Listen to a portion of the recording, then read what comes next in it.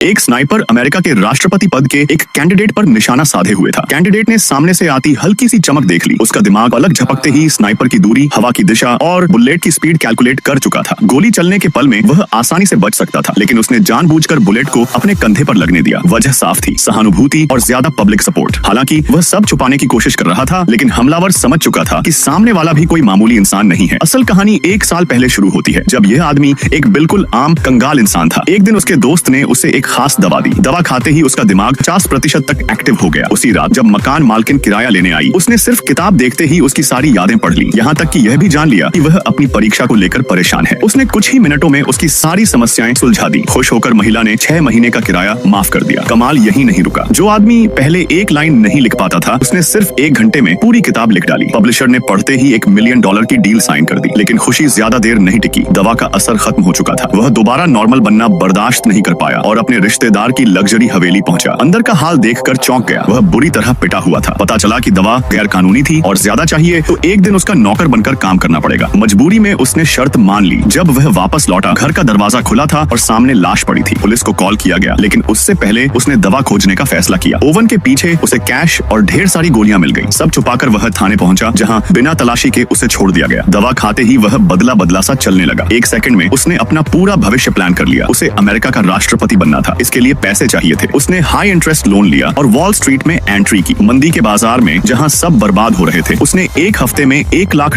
को 2 मिलियन बना दिया। इस टैलेंट पर फाइनेंस की दुनिया हिल गई। यहीं से वॉल स्ट्रीट का दिग्गज कार्ल उसकी तरफ आकर्षित हुआ। एक एनर्जी कंपनी मर्जर के बदले उसने बेहिसाब दौलत का लालच दिया, लेकिन आदमी का सपना इससे कहीं बड़ा था। वह कार्ल को सीढ़ी बनाकर ऊपर जाना चाहता था। दवा कम पड़ने लगी तो उसने पुराने रिकॉर्ड से क्लाइंट्स को कॉल किया। कोई मर चुका था, कोई वेजिटेटिव स्टेट में था, साइड इफेक्ट जानलेवा थे। तभी उसे मारने की कोशिश हुई। किसी तरह टैक्सी में बचकर निकला। एक दिन गुंडों ने उसे पकड़ लिया। मारपीट में दवा गिर गई और उनमें से एक ने बिना सोचे समझे गोली निगल ली। पैसे लेकर वह चला गया। थका हारा आदमी अपनी गर्लफ्रेंड के ऑफिस पहुंचा और मदद मांगी। उसने दवा वापस लाई, लेकिन रास्ते में कातिल पीछे लग गया। जान बचाने के लिए उसने खुद दवा खा ली और सेकंड्स में पूरा प्लान बनाकर हमलावर को खत्म कर दिया। अब दवा बनाने के लिए उसने एक लैब खरीद ली। दवा की ताकत से उसने एनर्जी इंडस्ट्री में बड़ा खेल खेला और ताकतवर खिलाड़ी बन गया। 2 साल बाद वह यूएस सीनेटर बन चुका था। तभी कार्ल लौट आया। उसने दवा बनाने वाली कंपनी खरीद ली और उसकी सप्लाई अपने कंट्रोल में ले ली। शर्त साफ थी, बिना सवाल काम करो, दवा मिलती रहेगी। कार्ल को लगा उसने बाजी जीत ली, लेकिन सामने वाला मुस्कुरा रहा था। उसने दवा को परफेक्ट बना लिया था। कोई साइड इफेक्ट नहीं, असर हमेशा के लिए। कार्ल के लिए यह नामुमकिन था, मगर अगले ही पल उसे सच्चाई दिख गई। अब उसे रोकने वाला कोई नहीं था, सिवाय एक बात के, जब इंसान खुद भगवान बन जाए तो गिरावट भी उतनी ही खतरनाक होती है।